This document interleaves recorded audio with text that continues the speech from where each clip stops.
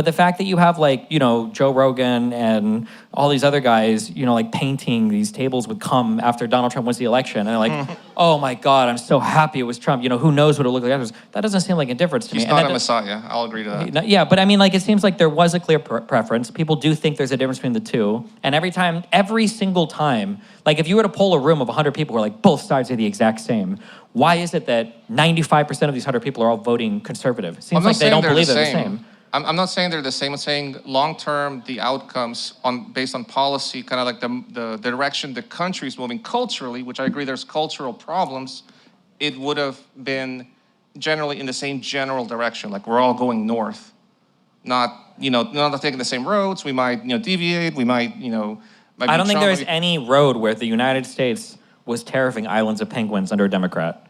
Yeah, probably. So I don't think again, probably, yeah. No, I will concede that. I mean, like I said, I did. I don't think there was any road where a Democrat was talking about invading Greenland. I mean, like you're forcing me to defend Trump, and well, yeah, because you've come over here and you said you. No, but let me wait. There's a reason why I say that, and it upsets me. It's like, and I say this truthfully or just somewhat kindly. Could you please tell me succinctly why I should have voted for Kamala instead of Trump? What is like, what would give me like, oh yeah, Daniel, get excited to vote for Kamala, like she is, the way or whatever.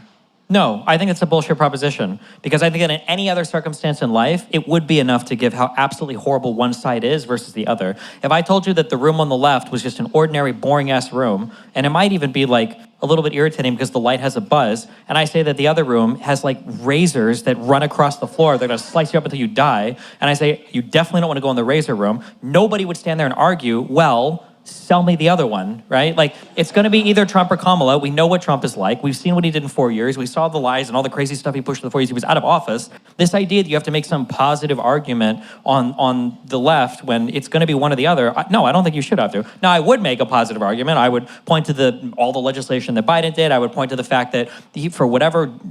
I love Biden. I'm not going to throw him under the bus like Pisco does, okay? But for all of the tolerating of all the special counsels investigating him, investigating his son, putting Merrick Garland up there to... I'm not going to say he slow-rolled the Trump investigation, but he definitely, they took their time and all of that. I would say that the example set there in terms of rule of law, in terms of how Biden was able to reach across the aisle and work with these demons, okay, that are go by Republican, the fact that he was able to do all this, I would say that was a much more positive direction for the country. And I would hope to have seen Kamala move more in that direction. I'd say those are positive arguments. And the fact that the rest of the world see the United States a bit more reliable. Yeah. Let me ask you this, and because I think this is why I'm upset about that situation. It's do you feel or do you think that the strategy to demonize Trump may have backfired?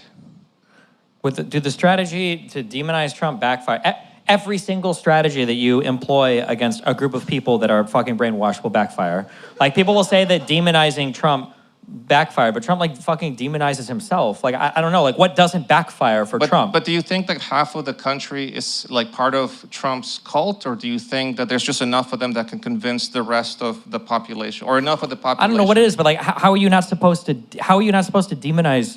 Like, when you say demonize Trump, right, what were the main attacks against Kamala?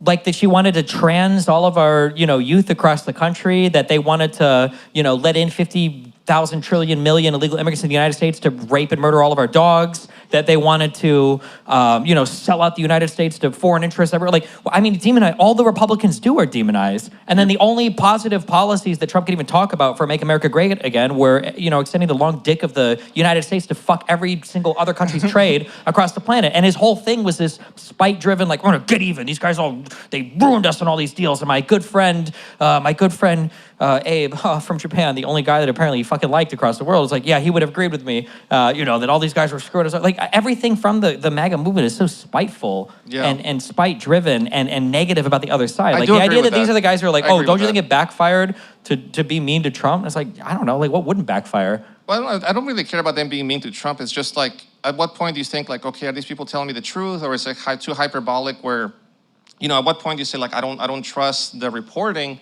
to say, like, okay, he is unqualified. You know what I mean? Like, it wasn't up to, like, okay, let's let the people decide and they'll judge for themselves who's the strong candidate. At what point do you not trust the reporting? I mean, the guy is a caricature of the worst type of person that could ever run for president. Like, what do you mean? Like, what reporting wasn't trustworthy? No, okay. First of all, I also don't agree with the demonization of the Democratic candidates. Like, first of all, like I thought Trump was going to lose because of the amount of like ad hominem attacks against Kamala. Personally, I thought even though I didn't vote for Trump, I thought he was going to lose, but I didn't, partake in his, not getting reelected or electing for Kamala. So I expected personally. I'm just talking. So did that cause you to change your perspective on? Maybe negativity actually might be the way to go from the party that has alligator Alcatraz? I'm still waiting for the next Obama. Like, I was so excited when I turned 18 and I went to go vote for Obama and I waited in line for 4 hours. I was like, yes, finally, I'm making a difference. We're going away from Iraq war. We're going away from Wall Street. Like, our savior has arrived. And then what did Obama do shortly thereafter? He bailed out Wall Street. That was a big, like... We got the Affordable Care Act. We can say bailed out Wall Street, but like the counter was letting the entire financial system of the United States collapse. Right. No, I have opinions about that, which are, Final thoughts there, Daniel. Oh, wow. I wanted to go into immigration, so... I'm just saying, just as a real quick for that, because like I understand that us as Americans, we have a big country and we lose sight of the rest of the world, but like people look at like the bailouts of the banks and like, God, America fucked up with that. We say that as Americans. There is no other country on the planet. It's like, God, fucking America. They sure did fuck up when they bailed out their banks. Look at how much America has fallen since 2008 as the financial and investment capital and the tech capital and the military capital and the intellectual capital of the world. Like, wow, America sure did fuck up in 2008. Look at those losers. Like, nobody else thought that except for Americans. Like, let me wrap up by saying, like, I'm at the point in my life where I feel like compromise is my guiding principle at this point. And you support the guy who has mean nicknames for all of his political opponents? Yes, exactly. That's a compromise.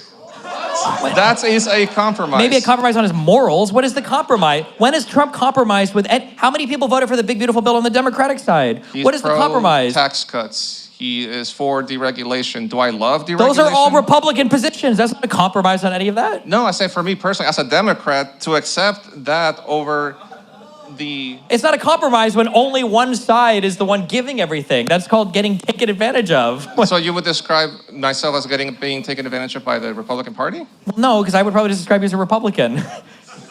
I'm still debating whether or not to switch, but I'm still holding on for hope for a Democratic candidate that will... You're saying you're debating this. Again, it's like... There's a teenager who door dashes food too much to an apartment, and it's like, do I want this guy to babysit my kid, or do I want Ghislaine Maxwell, who's about to get out of prison, to be my new babysitter, right? Because I guess she's gonna be looking for work soon. Well, that's not fair. Donald Trump might put her in a cabinet position, okay, right? Yeah. But it's like the fact that there's even a question between these two things. It's like it's not even remotely comparable. Kamala was more qualified. Biden had a better 4-year track record. Like, the Democrats showed that they were willing to adjust strategy if they needed to. Donald Trump, not only did Donald Trump double down from what he ran as in 2016, like they just literally buried their head in the sand as the 2020 election was completely rigged. How is there...